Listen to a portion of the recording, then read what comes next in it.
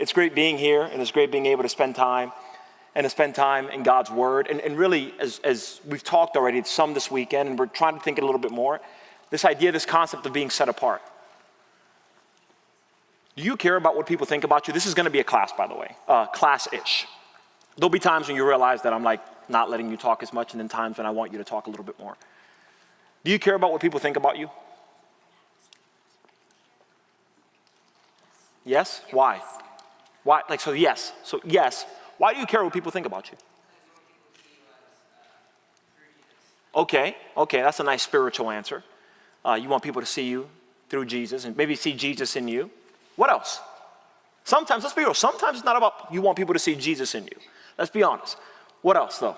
With like social media and everything it comes with, we're like trained from a young age to, that's like the biggest important thing is that people think we're cooler than this person. Yeah. We have more than that person. Yeah, and again, especially maybe the challenge you have, and I'm not that much older than you. I am not the senior statesman here.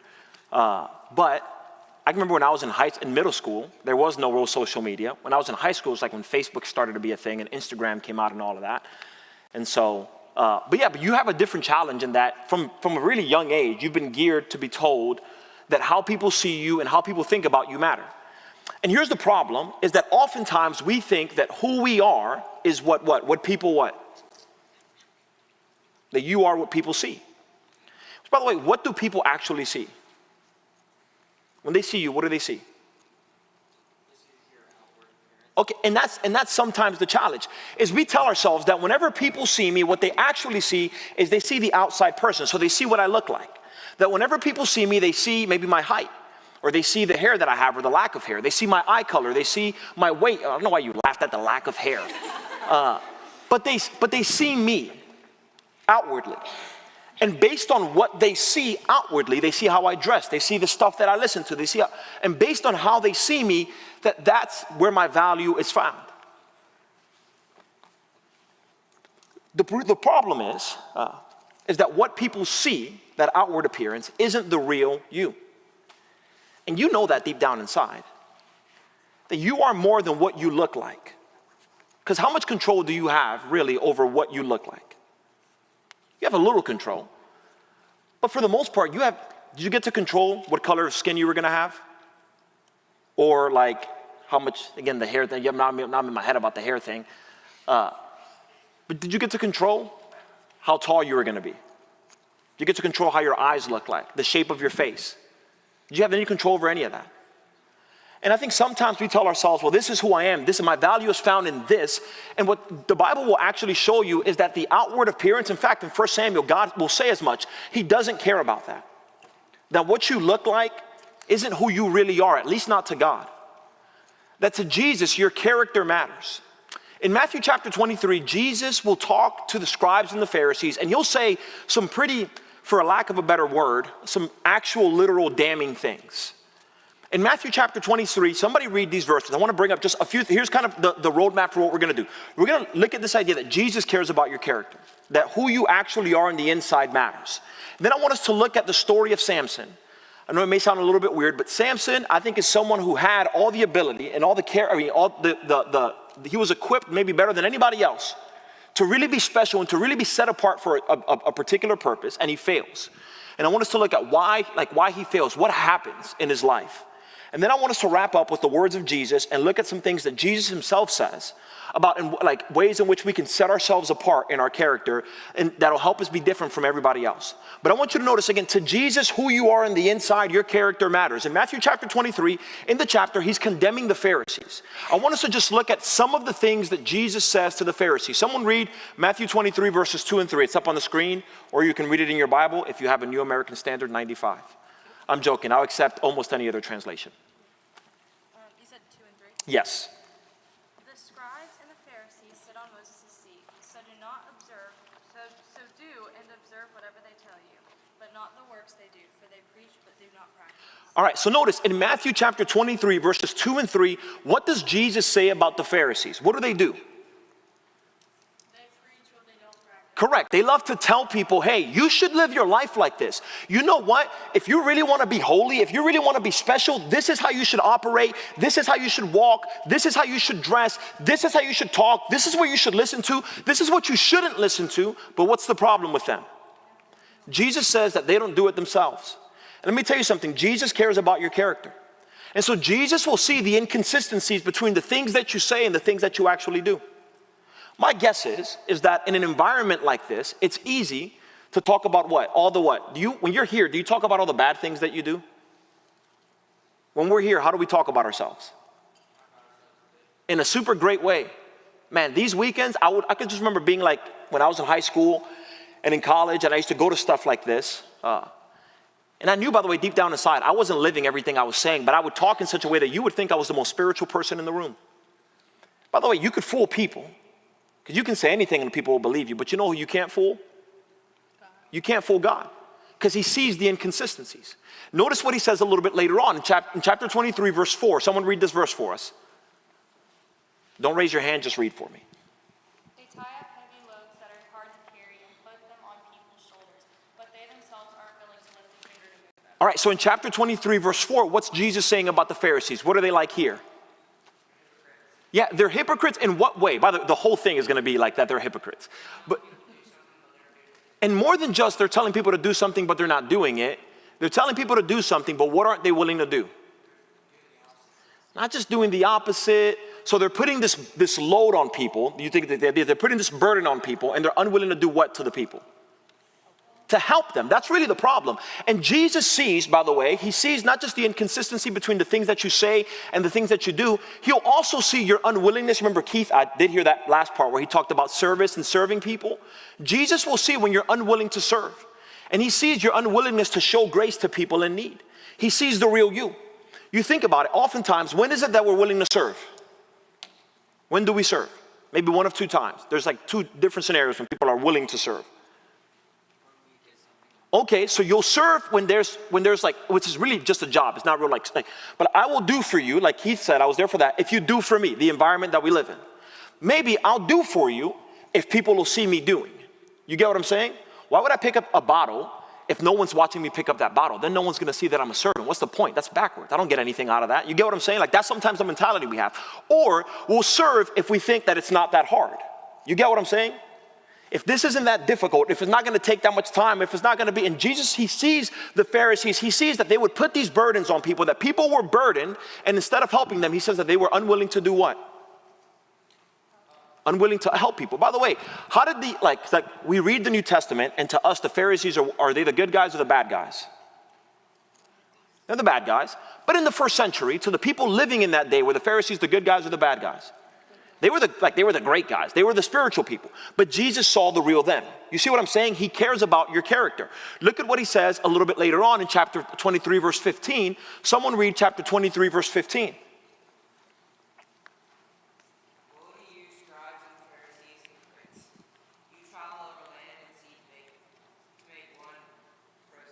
Proselyte, yeah.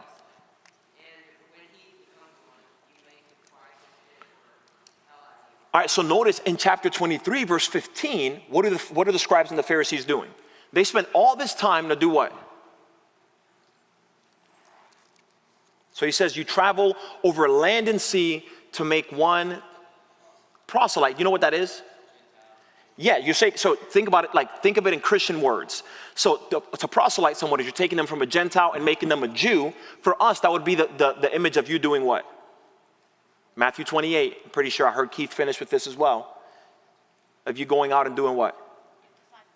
Making disciples. Yeah, you going out and you evangelizing. But he says, but here's the problem. You go out and you talk about God and you finally get them to God, and eventually what do you actually end up doing to them? You drive them away. And Jesus sees whenever you lead people astray with your behavior, that by the way, if you call yourself a Christian, and you say, if you're a Christian, you have already been set apart. If you're I love Keith mentioned the baptism and the concept that God sets us apart. If you're a Christian, you have been set apart. And people know that. People in the world know that if you say you're a Christian, at least in theory, they're thinking that you have some association with Jesus, that you are different, supposed to be, than them. And so imagine you do all these things to talk to them about Jesus, and you get them to the feet of Jesus, and then immediately afterwards, they start seeing your behavior that you're no any different from them. What have you done? You get what I'm saying? Look at the next thing here in chapter 23, verses 27 and 28. Someone read this for me. Woe to you, scribes and Pharisees, hypocrites! You are like whitewashed tombs, which appear beautiful on the outside, but inside are full of dead men's bones and every impurity. In the same way, on the outside you seem righteous to people, but inside you are full of hypocrisy and lawlessness. All right, so in Matthew 23, verses 27 and 28, what does Jesus see about the Pharisees? What does he call them? Hypocrites. What's a hypocrite?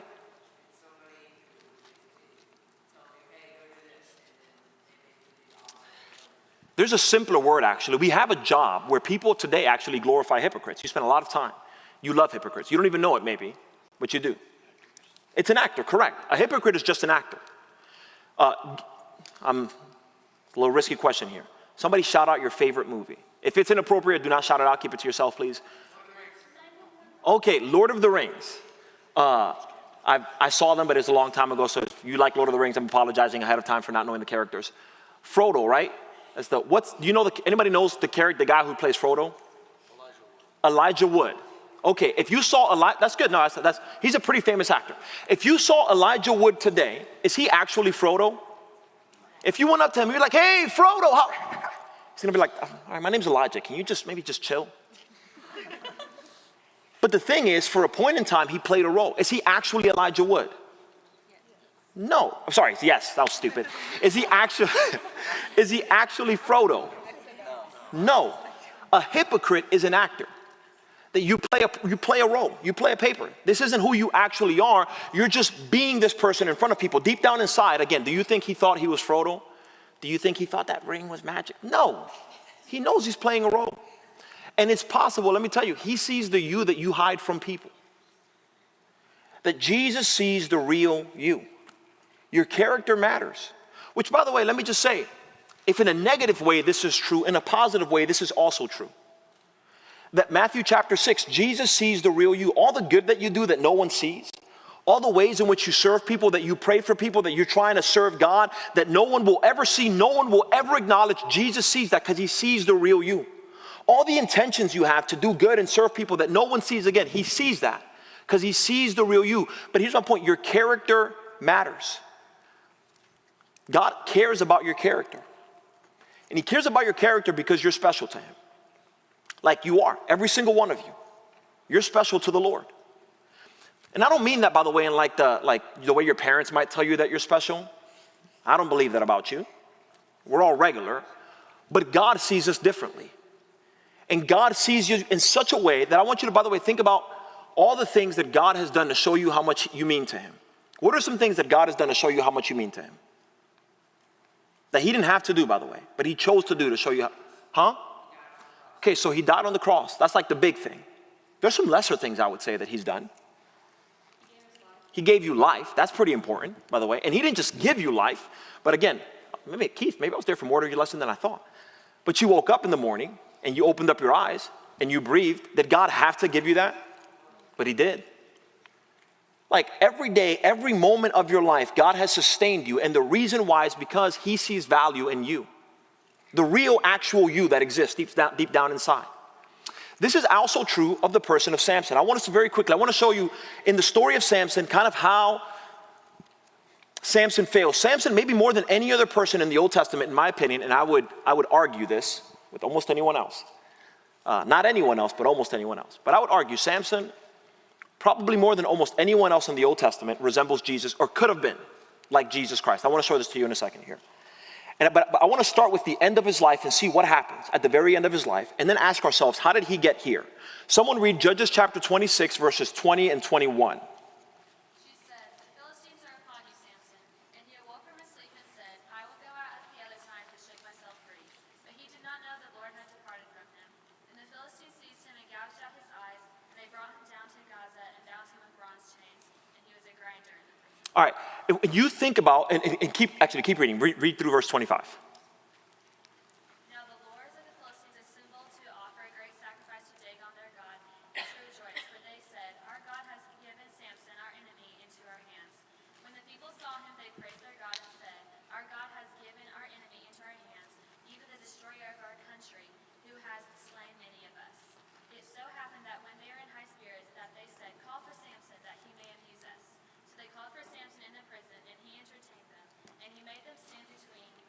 they made him stand between the pillars. All right, I want you, and sorry, read a few more verses for me. Maya, you're doing so good.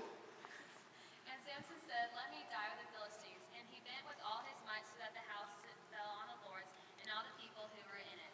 So the dead whom he killed at his death were more than those whom he had killed in his life. Then his brothers and all his father's household came down, took him and brought him and buried him between Zorah and Eshtal in the tomb of Manoah his father. Thus he judged Israel 20 years. All right, so we just read the end of the life of Samson. Who was Samson?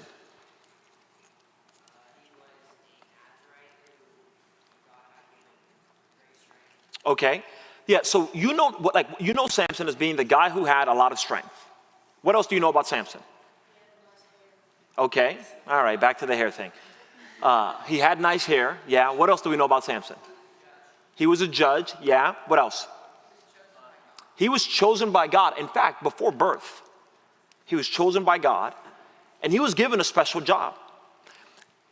Think about maybe why the death of Samson is so impactful. Just a few really quick things, because I think seeing this matters whenever you think about the story of Samson. He is the last major judge in the book. He's not the last judge, because you read 1 Samuel, you see we have other judges, but he is the last major judge in the book of Judges.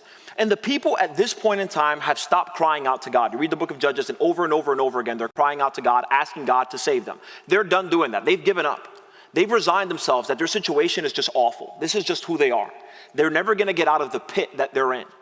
And at this time, when there's no king in Israel and everyone did what was right in their own eyes, this is a Canaanite world where Israel failed to live up to who they were supposed to be deep down inside. It was during this time that an angel appears to Manoah and to his wife to let them know that they were going to have a son. By the way, that this son was going to be given to a barren woman, that Samson had a unique birth. That Samson was going to have a unique way of living. In fact, somebody mentioned that he was a Nazirite. And so he had certain rules that he had to live by that really other Israelites didn't necessarily have to live by. That he didn't just have a unique way of life, but that he was going to have unique strength. Y'all have read the story, right? All the stuff that he does. Samson essentially can do whatever Samson wants to do. He's not a punk. And that he had a unique calling. That God says that through his hands, God was going to save the people. Again, so Samson, by the way, if I told you, hey, there's somebody in the Bible who had a unique birth, who had a unique way of living their life, who had unique strength and had a unique calling, who would you think I'm talking about? Jesus, because it sounds like Jesus. But it's Samson. Samson was equipped to be like Jesus.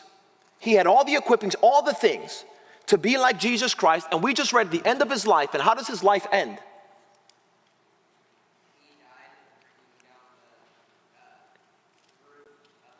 Yeah, but it ends in absolute pity. It's an absolute shame.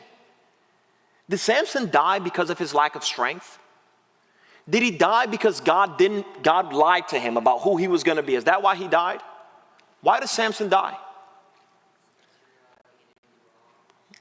That's not why he dies. That's eventually what takes him there. But why does he die? Huh? Yeah, because deep down inside, he had all this power, and outwardly, he looked like this person, but inwardly, he was never the sort of person that God wanted him to be.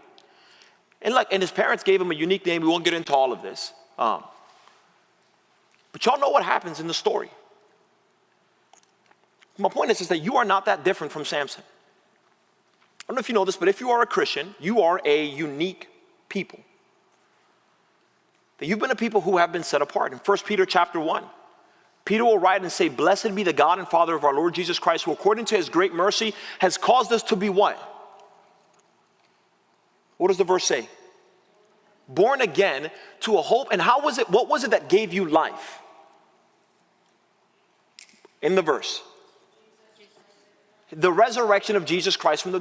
Now listen, if you're a Christian, you've had a unique birth. That you went into some water, kind of weird. Somebody dumped you in there and then brought you back out, and they said, all right, you're a new person now. And that's different than what anybody else in the world believes, and anybody else in the world really does. That if you're a Christian, you've had a unique birth. And you don't just have a unique birth, but 1 Peter chapter 1, verse 5, and then in chapter 5, verse 10, will actually say that you have unique strength. That's not a physical strength, but that deep down inside, if you serve God, you've got strength that's absolutely different than strength that anybody else in the world has. That you have the power of God operating in you, working in you. He'll say in 1 Peter 5 again that you've been protected by the power of God. It's kind of, remember what he says in Romans chapter 8? Who can separate you? Who's strong enough to take you away from God? And the answer is nobody except for actually you. In 1 Peter chapter 5 verse 10, he says that the God of all grace who has called you to his eternal glory will himself protect, confirm, strengthen, and establish you. That if you're a Christian, you're supposed to have a unique way of life. He says in chapter 1 verses 13 through 15, to prepare your mind for action, to be sober in spirit, to fix your hope completely on the grace to be brought to you at the revelation of Jesus Christ. That your way of life is supposed to be different than everybody else's. That you're not supposed to be like them. And you see stuff on Instagram or TikTok or whatever application, I don't have social media, whatever application people use today to see how people live their lives. You see that, and you know what, like, think about it. There's a word, a T word, that is like really popular today on social media. You look at all of the what? The trends. And you see a trend and you see people dancing away, and then what do you tell yourself? You have to do what? Got to set up the phone and do the dance that they do. And no matter how stupid I look, everybody else is doing it, so it's okay.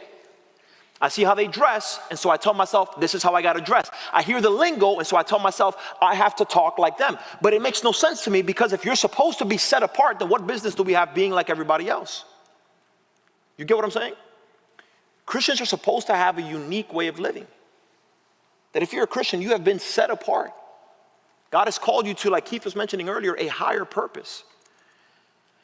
And that if you're a Christian, you have a unique calling.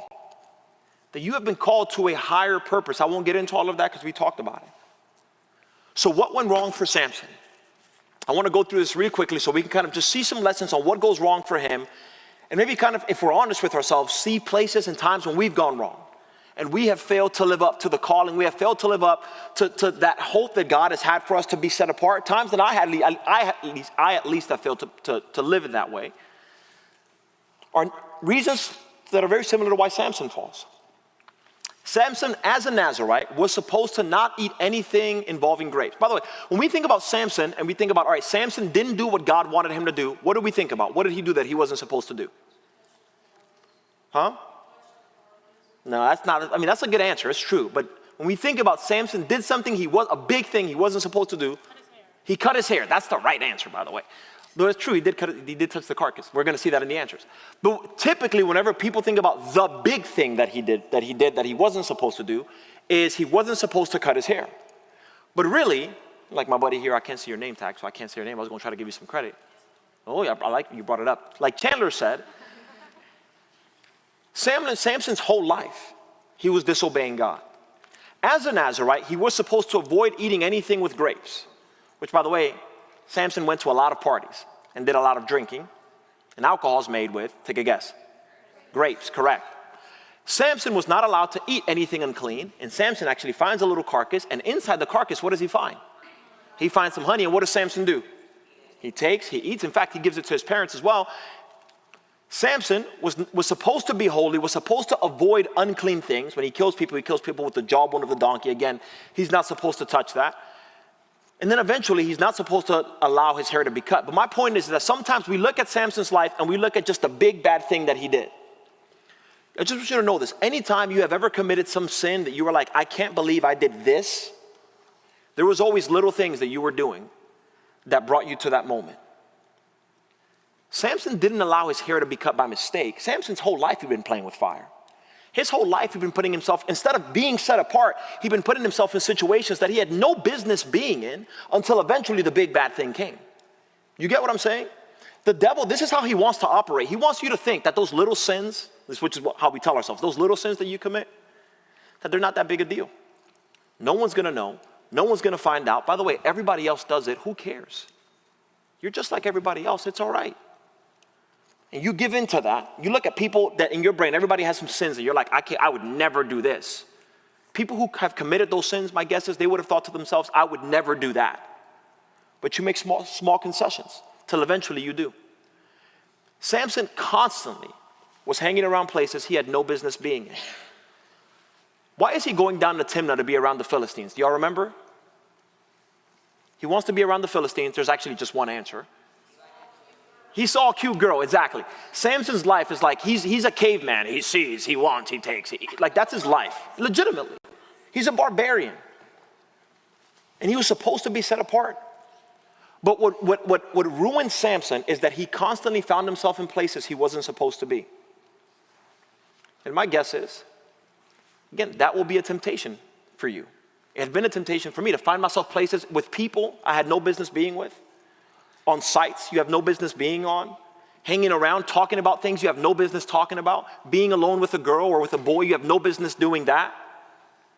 Samson, you never sin by mistake. We intentionally do things and put ourselves in places to fall. And Samson does that. So he goes down to Timnah to be around the Philistines. He gets near the vineyard. What is he doing there? He throws this feast for the Philistines. His whole life is he's setting himself up to fall. Because Samson was driven more by the flesh than he was by the mission that he had from God. Remember again, the purpose that we're supposed to have. When you're driven by your purpose, when you're driven by your mission, it's going to affect your character. When you're driven by the flesh, you know who's driven by the flesh? Animals are. Who here has a dog? All right, that's a lot of y'all do, all right? Y'all like dogs here. If you take your dog and you say, all right, dog, I'm gonna be gone for a week. I'm gonna be gone for a month. Here's all of the food that I'm gonna leave you for the month. That's right, you're laughing because you're like, your dog would never. I'm gonna just put it out here, ration it. Because I'm gonna be gone for this, so eat a little bit today and then come back for lunch and then come back for dinner and then come tomorrow.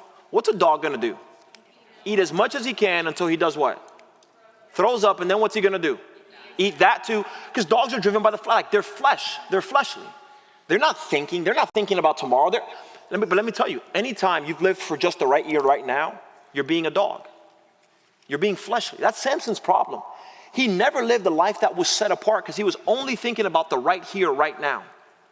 That he didn't think about how is this gonna affect my life a year from now? How is this gonna affect my life 5 years from now? But you know like that, so I tell myself this sometimes, now. It's all right, Bill, don't do something that future Bill is gonna reject, like is gonna look back on you now and be like, you idiot. You know what I mean? That you can make decisions now that future you will hate and will have to live with. But that's Samson's problem. Again, and I'm doing this for the sake of time because I'm not sure how much time I don't even remember when I started. But my guess is that Samson thought that he was just impervious to falling. He thought he couldn't fall. Because look at all the sticky situations he found himself in, He made light of so many things he wasn't supposed to. He had disobeyed God before. Did God leave him then? So is God gonna leave me now? And maybe he thought that really his strength was found in him. But that's Samson's problem. And I wonder if sometimes we tell ourselves that. Well, look at the church that I go to. You know what my last name is?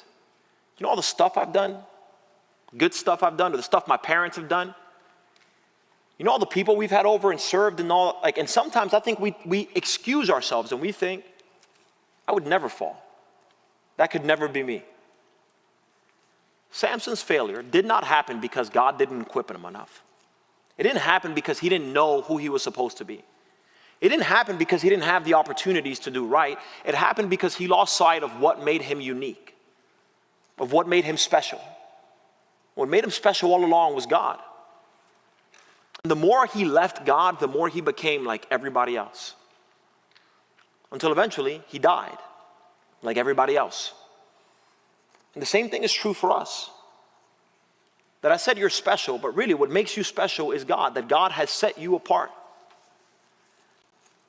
And the more that you treat that lightly and don't give it the value that it deserves, the more you will be like everybody else.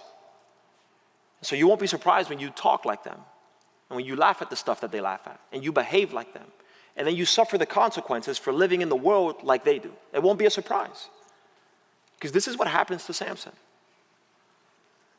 And by the way, I'll go through this really quickly, but what's really sad, and the reason why all of this matters, is because God has set you apart because you're special to him, but he has set you apart because the way that you live says something about him. Did y'all notice whenever Samson was dying, the Philistines were actually throwing a party, and do you know what they were saying in verse 23? What do they say? Our God has given Samson, our enemy, into who? Into our hands. In their minds, Samson's failure wasn't just like a failure of Samson, it actually also ended up being whose failure? In their minds, God also failed. That because Samson failed to live a life that was set apart, it didn't just speak badly of Samson, it spoke badly of everybody that Samson had an affiliation with, of Israel's descent, it spoke badly of them. And in 1 Peter, Peter will say a very similar thing. Peter will say, keep your conduct or your behavior excellent among the Gentiles. You know why? Because the world is looking at you. And you know what the world wants to do? It's in the text there. They want to slander you. The world is like, you know that, right? Like that the world, they want to see you fall. The world doesn't care about you. God does. The world, your friends in the world, y'all are friends, but I mean, they don't like deep down inside truly love you the way that love is shown in the scriptures. The world does not care about you. They want to see you fall, because when you fall, then they can say, aha, look, you don't actually care about God. Or at least your God doesn't actually care about fill in the blank. They want to see you be like them. Who you are matters. Your character matters. So how do we set ourselves apart? Let me tell you, it's actually just one thing. But I believe that Christians set themselves apart by exercising transparent Christianity. In the Sermon on the Mount, and we're going to go through this fairly quickly because we're going to talk about this a little bit in the discussion groups, or hopefully you talk about this in your discussion groups. If you're in my discussion group, we will talk about this. But you set yourself apart, again, by exercising transparent Christianity. Jesus will say in Matthew chapter 5, over and over, starting in verse 21, I think, he'll say things like, you have heard that it was said. You have heard that it was said. You have heard that it was said. What are the sorts of things that he says? You have heard that it was said. You have heard that it was said what? Love your neighbor. Okay, love your neighbor. Yes. What else? You have heard that it was said what? Don't murder people. That's a pretty good one. Don't kill people. You have heard that it was said, just, yes, say it out. An eye for an eye, correct. You have heard that it was said what? Don't steal. He says, but truly I say to you. So you have heard that it was said, do not murder. But he says, but truly I say to you what? Just shout it out for me. Not in that particular text. So he'll say, from Matthew chapter 5, y'all can look in your Bibles there. You have heard that it was said, do not commit murder. He says, but truly I say to you, anyone who's angry has committed murder where? In his heart. You have heard that it was said, do not commit adultery. Adultery, good or wrong? It's bad, very bad. Will always be bad. You have heard that it was said, do not commit adultery. He says, but truly I say to you, everyone who does what? Looks at a woman with lustful intent has already committed adultery in his heart. Jesus' point is that you really want to live a life that's set apart, stop doing the bare minimum and start obeying God from the heart. When you do when you serve God, trying to just create these lines, and you say, okay, well, here's the line that I'm not supposed to cross. You know what you'll do? You'll do anything and everything that you can, as long as in your brain you didn't do what? You didn't cross that line. So I can insult you. I can say whatever I want to say to you. In fact, if you get angry, you can smack me if you want to, but you just can't murder. If you smack me and kill me, you're wrong with God. But if you smack me and give me a black eye, there's nothing wrong with that, because that's okay. That's how we think. That's oftentimes how we treat God's word. Jesus will say it's more than just treating God's words as like these lines. It's really obeying from the heart. I want you to think about this very quickly. I don't even know I'm done looking at the time. I don't know how much time we have left, but don't tell me anything. I've got just a few points left. I want you to think about this. There's kind of, and I think about this often. There's kind of like categories to obedience, to why we do things. Maybe just obedience, but why we do things. And there's different ways to kind of see it, but this is true of every relationship with anybody, with your friends, with your parents, eventually if you get married with your spouse. I have kids with my kids. This is true of every relationship. The reason why we do things are threefold, I would say. So if you drive and you keep the speed limit, Keith, like you're supposed to, the reason why you keep the speed limit is why? Not to be safe, please. Why do you keep the speed limit? Be real. Because you don't want to get a ticket, that's why. And there is a reality where one of the motivations for obedience is you are afraid of punishment. Is that a good or a bad thing? That's a good thing. There's nothing like that's a good thing. That's a real thing that drives people to obedience. Is you're afraid of receiving some punishment. I have kids, and my kids sometimes obey me because they know if they don't obey me, there's consequences to disobedience. That's a real thing. In a relationship, there's consequences to failing people. Like, that's a real thing. And sometimes the motivation can be a fear of consequences. That's one box, right? There's a second box, though. Maybe like a deeper reason, a deeper motivation for obedience that isn't, I'm afraid of punishment, which the same thing is true with God. If you do not obey God, if you reject God, what is a real place that exists? Hell. That's a real place that exists. And the fear of hell was supposed to motivate us and propel us. But it can't just be that. I want you to think about maybe a second thing. The Bible doesn't just talk about like punishment, it also talks about what? If you serve God, God will give you a reward or a blessing. Yes, there's something that you can gain out of this, and that's maybe a second motivator. Again, with my kids, sometimes I'll ask them to do stuff, and maybe, like I'm thinking about Matthias, my older son. Maybe Matthias will do it because he's afraid of punishment, but maybe sometimes he'll do it, he's like, all right, Papa, can I have a popsicle now? In his brain, he equates, I obeyed, maybe I can get a reward. And that's true of all of us, with our parents, with our friends, again, with everything. And that's not awful. That's better maybe than the punishment because you're willing to do a little bit more, but it's still, there's a cap to that. There's a third level, that's the deepest level, that if you can obey for this, and this is the motivation, this is the reason why you serve, this is the reason why you are who you are, you'll do anything for anyone. You know what that one is? Love, correct. That if the reason why you do things isn't because I'm afraid of punishment, and it isn't even because I'm expecting some reward, that if the reason why you do things is simply you love, you will do far more. Think about how that would be true with God.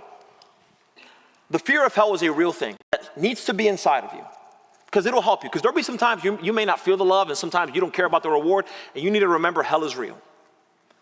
But then there's some times, and you'll do some stuff. But again, if you only stay there, you will only do the bare minimum. If the reason why you obey is because you want a reward, you will do some more because there's something you want. But there'll still be a cap. The moment you tell yourself there's something else you want more, you get what I'm saying? You'll do that instead. If you can just start serving God because you simply love God, that you obey from the heart, that you obey, it's a love-driven obedience, you will exercise transparent Christianity. That you will live a life that's actually truly set apart because you'll serve God, you know when? All the time. So I'm married, been married almost 8 years. Do you think I only love my wife when my wife is around? What if, so I went to Spain earlier this year for a few weeks, and she wasn't there for the first few weeks. Did I somehow, because I was really far from my wife, was I like not married to her anymore?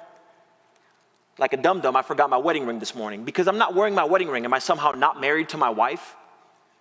You see what I'm saying? Like, none of that matters. Because I love my wife, I love her whether she's here, I love her whether she's not here, I love her whether, none of that, whether I feel like things are great or things are going poorly, none of it matters. When you love someone, you do, and you obey. Here's the second thing here.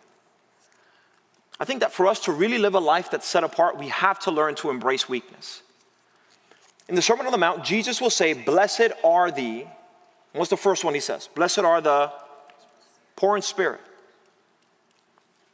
Does that sound like a thing you want to do? In our society, does that sound like, all right, you're super cool, you're poor in spirit?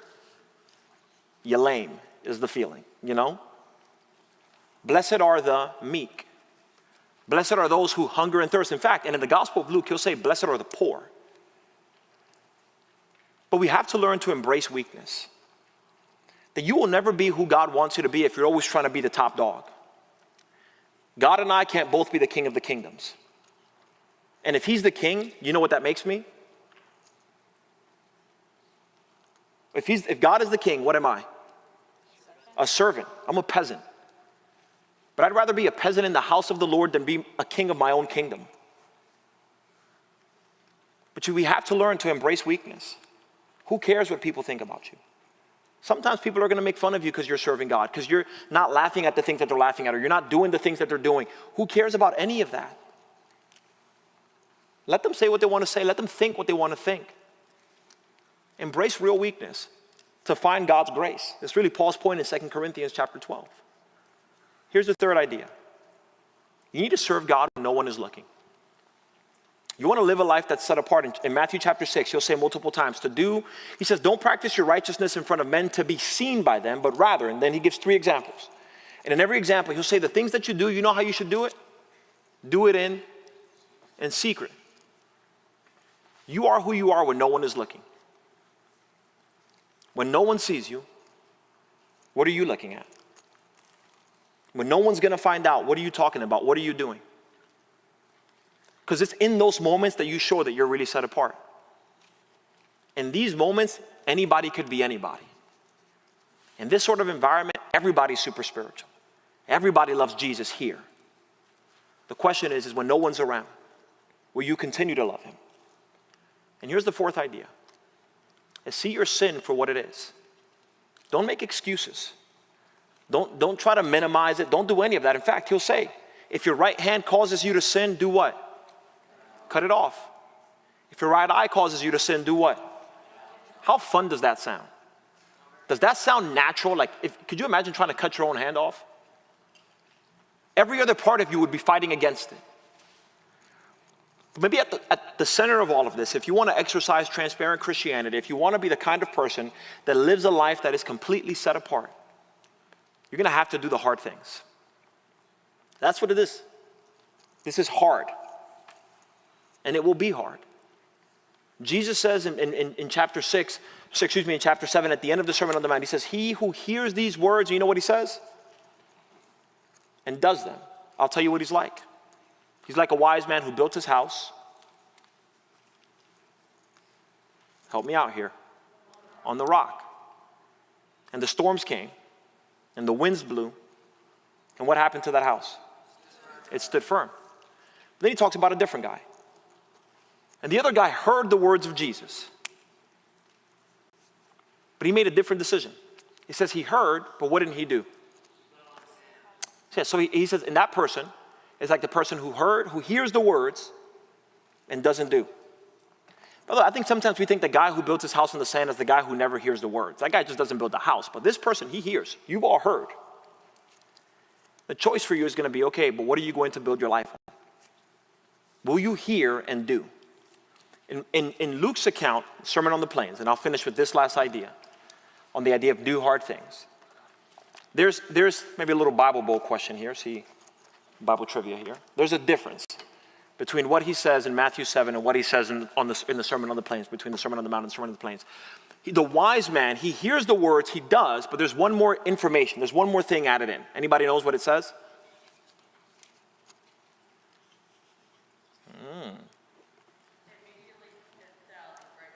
So no, but both guys, the wise man does something. I'm actually giving it to you here. Even with the hand motion. All right, I'll just tell y'all. It says he digs deep. And I think here's why the text, Jesus says that he digs deep. It's because all of us have already heard other things. And all of us have already, if we're honest, have got things in our lives and things in our behavior and things in the ways in which we live that is kind of like everybody else. And what the wise man does is that he digs those things out. You ever dug anything? Is it easy to dig? It's strength, it takes time, it's hard, it's painful, you don't want to do it. But wise people will dig stuff out. Dig the garbage that you've allowed to be in your heart, dig it out. And build your life on the words of Jesus. God cares about your character because your character is the real you. And he sees it. And you've been set apart and called to a special calling. You are like Samson, but you can choose actually who you're going to be like. People who had a special calling, special birth, all those things. Samson and Jesus. Who will you be like? You choose. And you choose by what you do with your life, and you choose by what the character that you decide to have. Thank you all for your super great attention. I'm going to pass it back off to Chad now.